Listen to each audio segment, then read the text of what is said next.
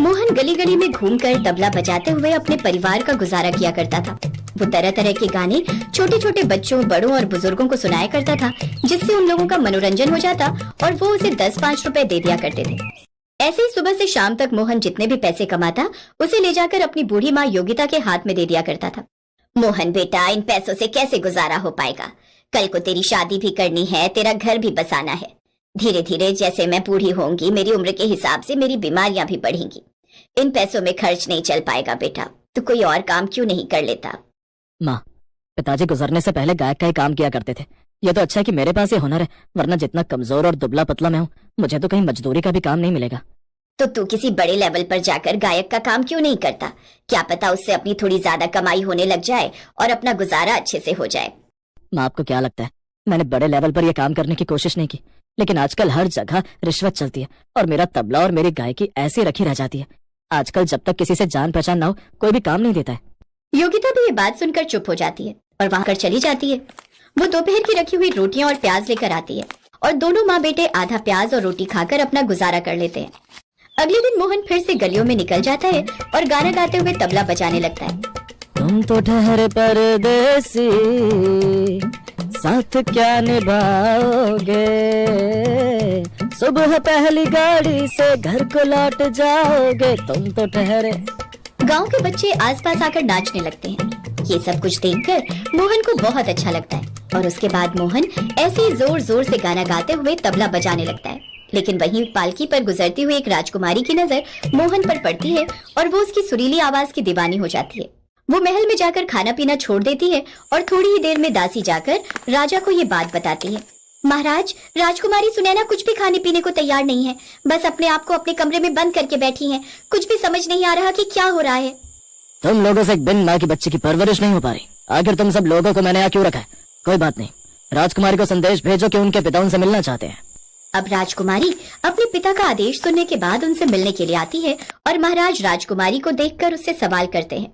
आखिर ऐसी कौन सी बात है राजकुमारी जो तुम खाना पीना छोड़कर बैठी हुई हो, और कौन सी ऐसी बात है जो तुम्हें इतना उदास किए हुए है? अब राजकुमारी सुनैना हाथों से इशारा करके अपनी पूरी बात बताती है। राजकुमारी सुनैना की बात महाराज समझ जाते हैं और कहते हैं, अच्छा, आज तुमने उस गायक की आवाज सुनी और तुम्हें ऐसा लगता है कि वो उस जादुई तबले को हासिल करके तुम्हारा श्राप तोड़ सकता है। ठीक है, अगर तुम्हें इतना ही विश्वास है तो मैं भी अपने सेवकों को भेजकर उसे उस दरबार में पेश करवाता हूँ। अब ऐसा ही होता है। जब मोहन अपने कमरे में अपनी माँ योगिता के साथ सो रहा होता है, तभी कुछ सेवक उसी समय उसकी टूटी फूटी झोपड़ी में घुस आते हैं और उसे उठाकर राजमहल ले जाने लगते हैं।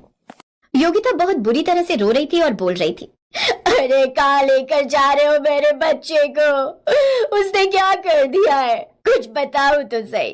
अरे मेरा बच्चा, मेरा बच्चा।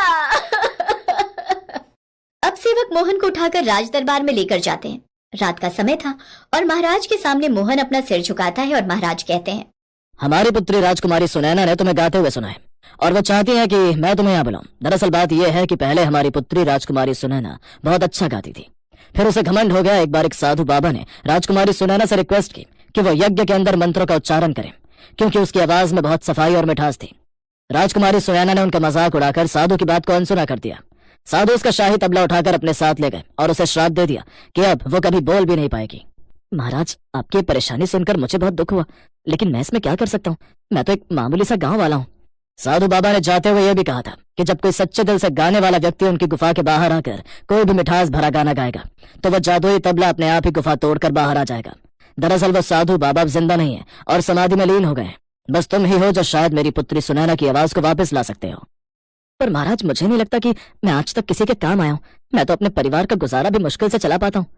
हम तुम्हें वचन देते हैं कि अगर तुमने हमारी पुत्री सुनैना की आवाज वापस ला दी तो हम तुम्हें इस महल के शाही गायक के रूप में रखेंगे और उसके बाद तुम्हारे परिवार को किसी तरह का कोई दुख नहीं होगा।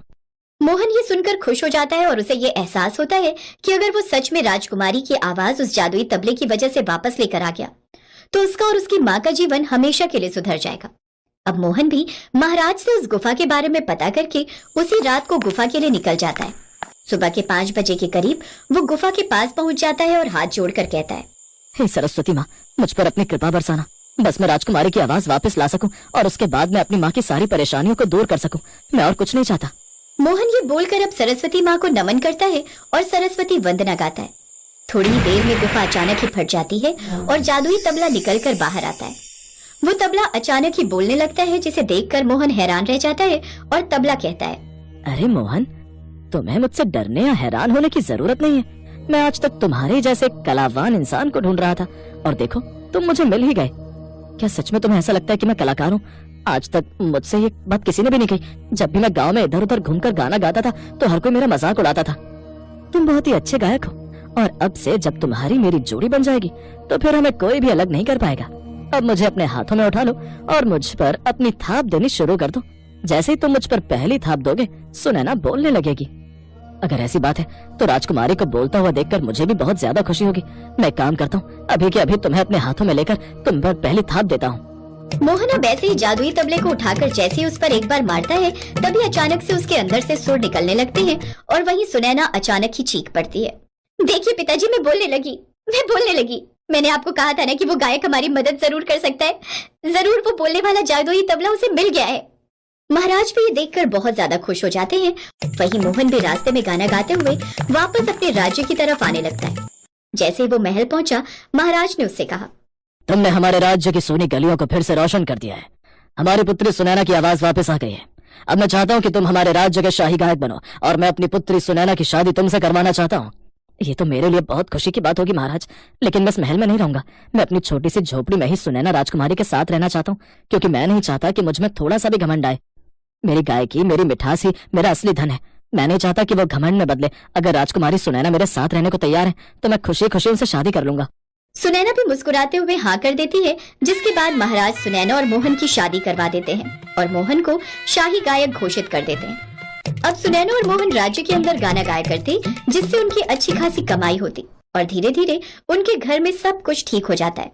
वहीं जादुई तबला मरते दम तक मोहन के साथ ही रहता है, लेकिन वो जादुई तबला आज भी यहीं कहीं घूम रहा है और अपने लिए एक असली गायक ढूंढ रहा है।